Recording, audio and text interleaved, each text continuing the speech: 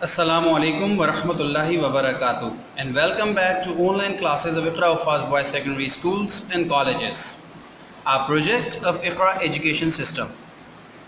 My dear brothers, if you remember, I conducted a test on translation in two parts, part 1 and part 2. Today in this video lecture, I am going to discuss with you the answers to the test of translation part 1.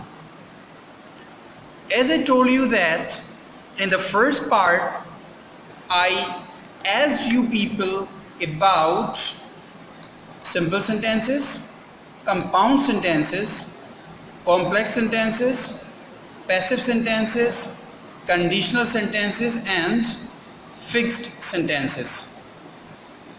Now discuss the answers to all these sentences one by one.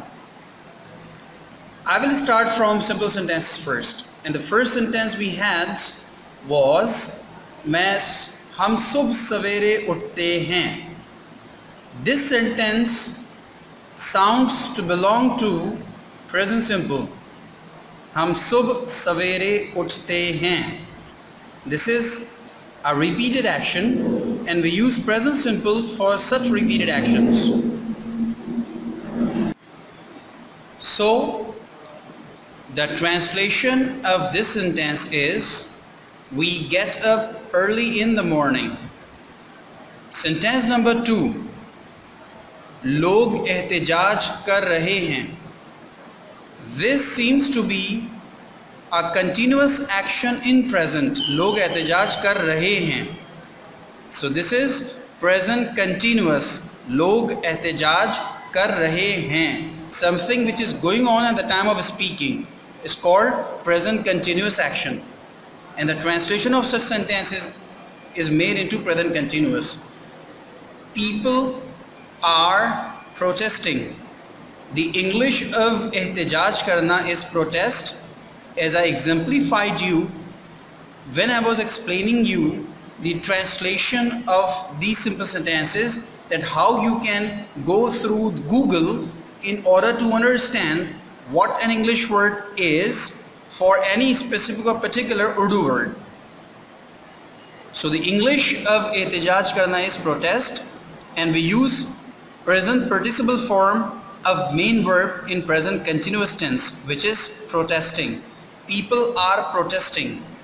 If you remember, I'll tell you what, you people need to go through 4 points.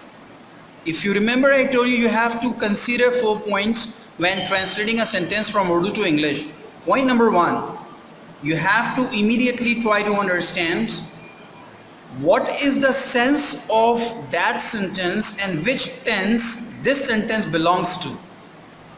After understanding this, you will try to remember what the auxiliary verbs are and which form of verb is used in that particular tense.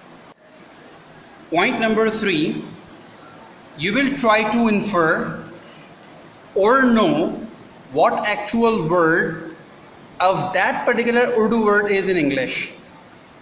And point number 4, then you will put things together one by one in sequence, and you will have translated that sentence by the end of it.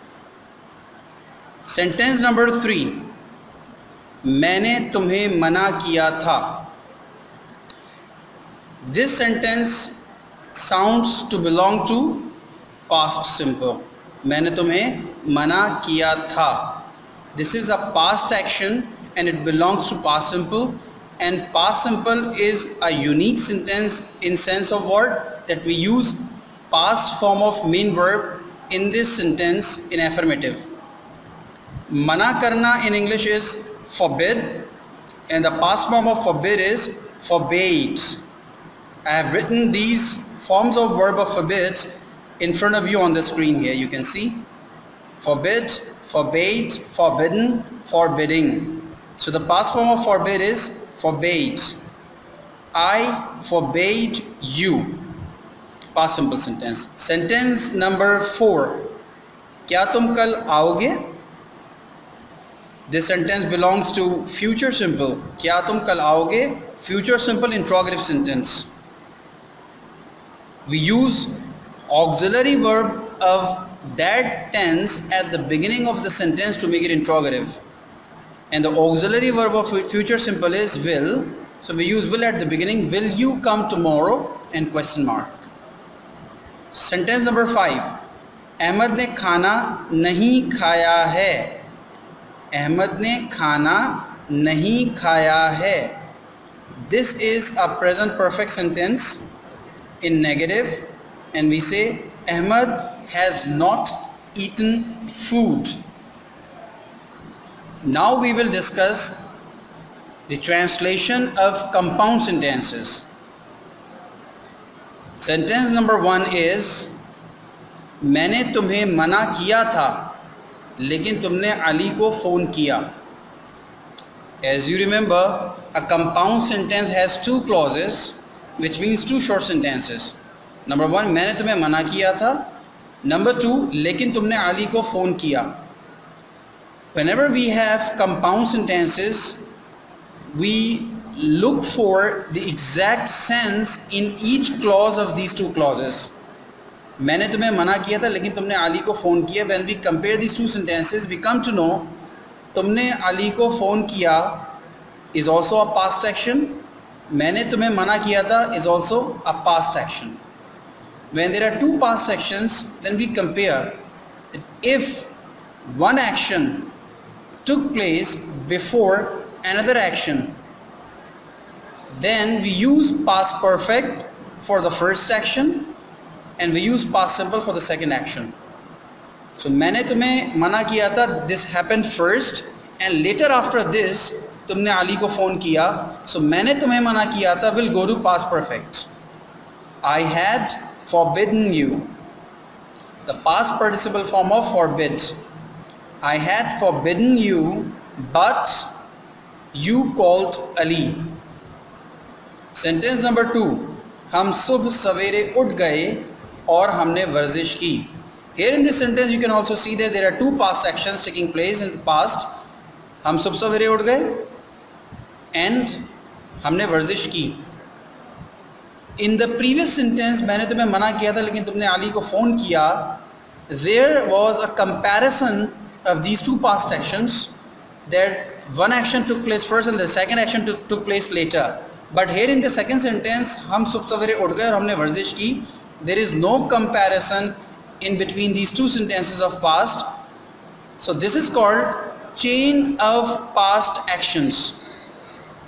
When there is a chain of past actions, we don't use past perfect, but instead we use past simple for both clauses. हम सुबह सवेरे उठ गए past simple और हमने वर्जिश की past simple. जब भी माजी के एक्शंस एक चेन की सूरत में, एक सीक्वेंस की सूरत में हो सकते हैं, होते हैं, मसलन कि मैं उठा या मैं जागा, फिर मैंने मुंह धोया, फिर अम्मी ने नाश्ता सर्व किया, मैंने नाश्ता किया और फिर मैं स्कूल चला गया.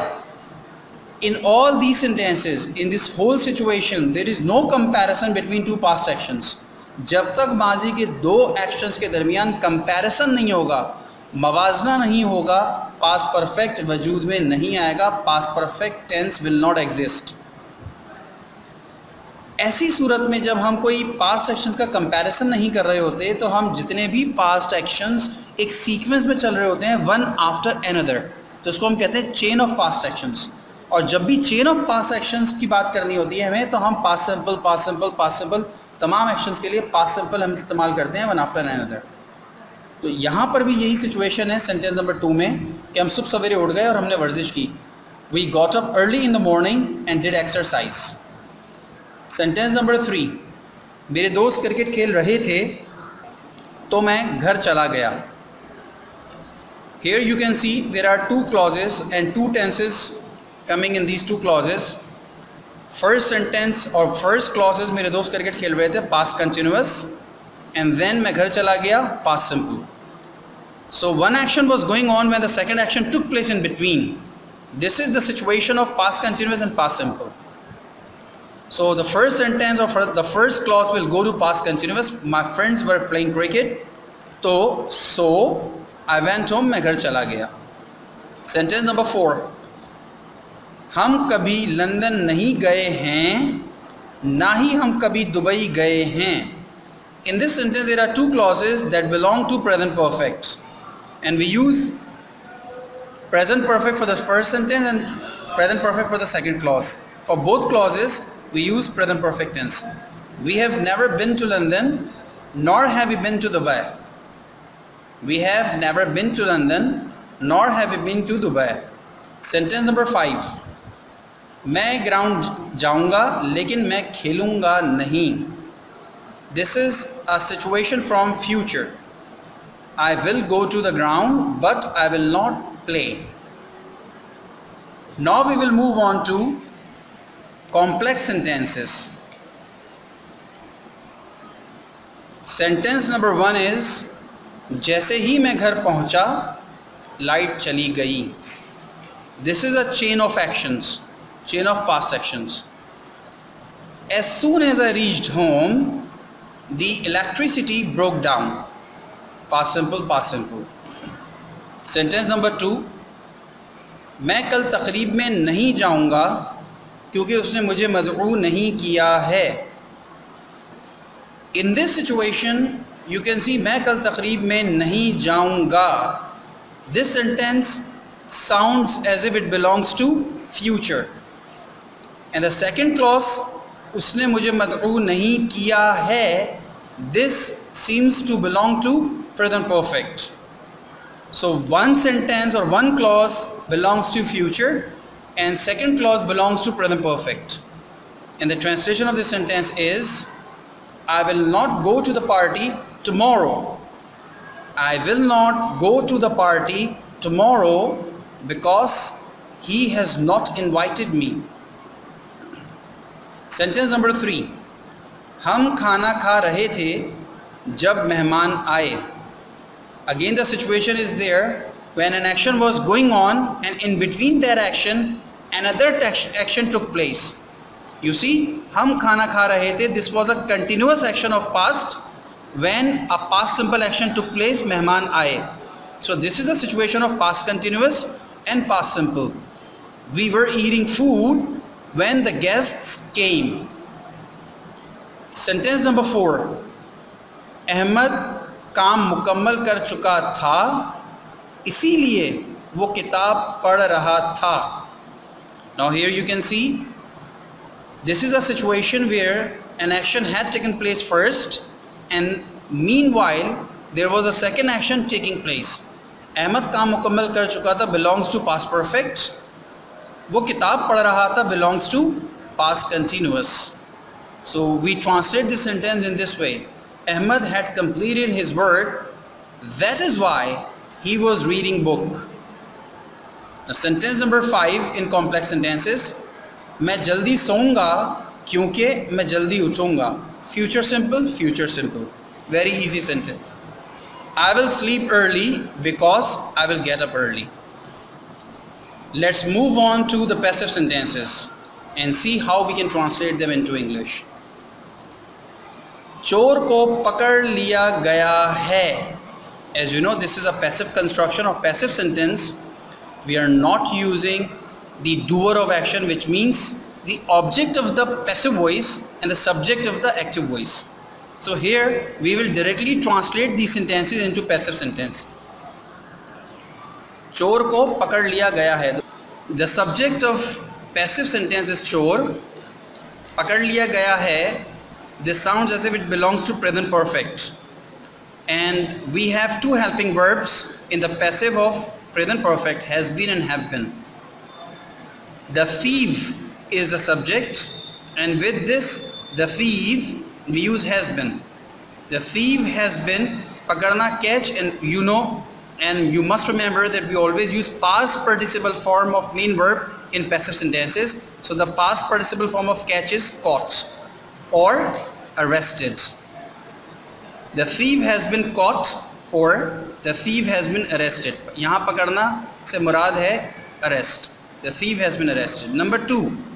क्या इक़रा में कुरान हिफ्ज़ करवाया जाता है? This sentence seems to belong to present simple repeated action. क्या इक़रा में कुरान हिफ्ज़ करवाया जाता है? So the sentence, the translation of this sentence is the Holy Quran memorized in Iqra? Sentence number 3, सर्दियों में गर्म कपड़े पहने जाते हैं. This is also a situation from present simple in passive voice. In this sentence you can see सर्दियों में गर्म कपड़े पहने जाते हैं. सर्दियों में, most of the students get the wrong concept of this कि सर्दियों में, so this is the subject of the sentence. No, सर्दियों में ये subject नहीं है. This is not the subject of the sentence. Actual sentence is गर्म कपड़े पहने जाते हैं. So गर्म कपड़े is a subject. सर्दियों में, this is an additional information which may come at the beginning or in the end of the sentence. Actual sentence is गर्म कपड़े पहने जाते हैं. Warm clothes are worn. Warm clothes are worn. Now you can use in the winter at the beginning or in the end. You can say in the winter warm clothes are worn, or you can say warm clothes are worn in the winter. Sentence number 4, लोगों को गुमराह किया जा रहा है.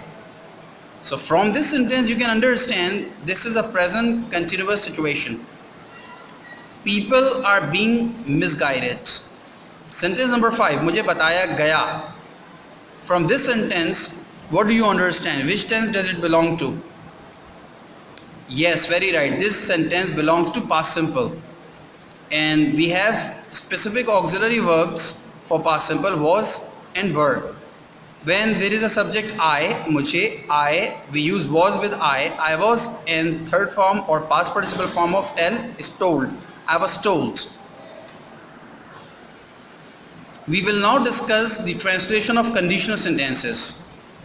As I told you that I would give you mixed conditional sentences in test of translation part 1, and I have done so. I gave you mixed conditional sentences and you had to identify which sentence belongs to which type of conditional sentence. So starting from the first sentence, अगर तुम तकरीब में आते, तुम अली से मिलते. This situation, अगर तुम तकरीब में आते, तुम अली से मिलते. If you remember, I told you there are 3 types of conditional sentences. Type 1 and 2 belong to present or future. Type 3 belongs to past. And from this sentence, what do you infer? What do you understand? Which tense does this situation belong to? Present, past or future? Yes, past. अगर तुम तकरीब में आते, it means तुम नहीं आए. तुम अली से मिलते, it means तुम नहीं मिले. Contrary to past reality or past facts, which did not take place in the past. So this is type 3 of conditional sentence, and you must remember the formula of condition type 1, 2 and 3.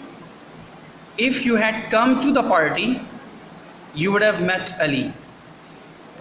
Sentence number 2, अगर बारिश होगी, हम बारिश में लुत्फ़अंदोज़ होंगे.